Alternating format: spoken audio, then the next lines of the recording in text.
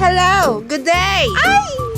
Naku, flex ko naman sa inyo yung ulam namin. Yung crabs at saka yung Korean soup. Ay, naku, Korean soup ba yan? Hindi ko alam, basta Korean. Ayan, o, paghahalo-haluin lahat yan. Tapos, lagyan mo ng kimchi. Tapos, ganyan-ganyan. Basta Korean soup ngayon. Tapos, chinek namin. Ay, wala na pala siyang gasol. So, nag-antay pa kami.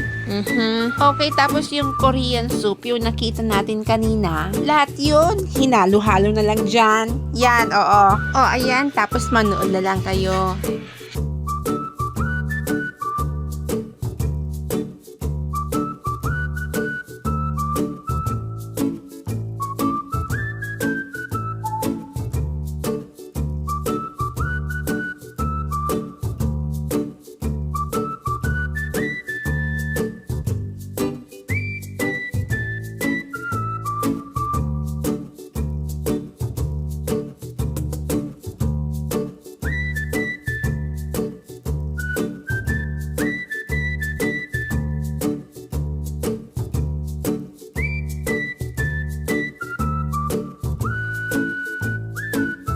Hayaan nyo next time. Pag-aaralan ko paano gumawa ng Korean soup para maipakita ko naman sa inyo.